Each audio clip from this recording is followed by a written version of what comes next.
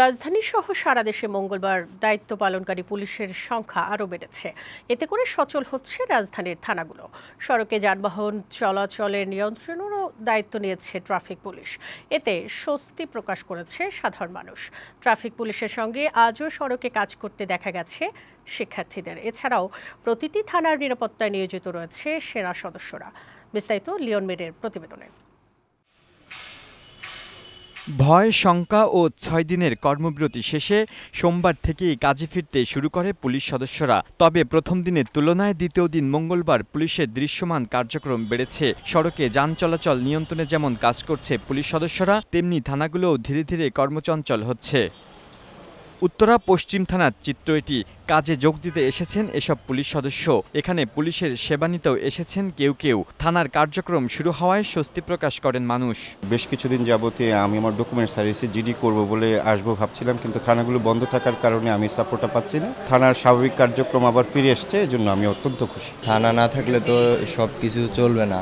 Dhaka metropolitan পুলিশের ৫০টি থানার সবগুলোতে পুলিশ সদস্য ফিরে এলেও সব থানার কার্যক্রম এখনও পুরোপুরি শুরু হয়নি। পুড়ে যাওয়া থানার মধ্যে রয়েছে উত্তরা পূর্ব থানা। আমাদের এই উত্তরা পূর্ব থানা পুনরায় সংস্কার হোক, আইন শৃঙ্খলা বাহিনীর কার্যক্রম পুনরায় আগের মতো স্বাভাবিক কার্যক্রমভাবে পরিচালিত হোক।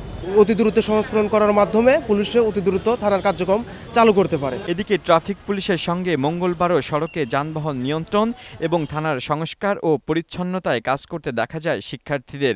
দ্রুত পুলিশের কার্যক্রম স্বাভাবিক হবে বলে আশা প্রকাশ করেন শিক্ষার্থী, সাধারণ মানুষ ও পুলিশ।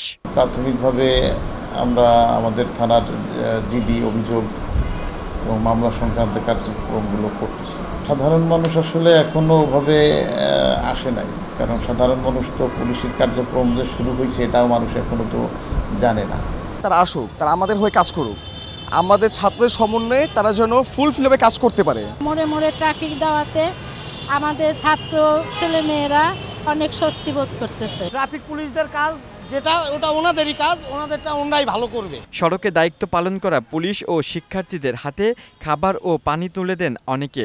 আমাদের মাঝে যে দ্বিধাদ্বন্দ্ব ছিল, রাস্তায় ট্রাফিক পুলিশের সাথে সংঘর্ষ সবকিছু মিলে, তো ওনারা আবার দায়িত্বে ফিরছে, কাজে ফিরছে। আশা করা যায় যে সঠিকভাবে সবাই দায়িত্বে থাকবে এবং দেশটাকে সুন্দরভাবে করবে। আমরা একে অপরের পরস্পর সহযোগিতা হিসেবেই আমরা চলতে চাই।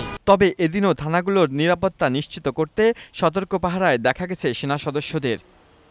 লিওন মির, বৈশাখী সংবাদ, ঢাকা।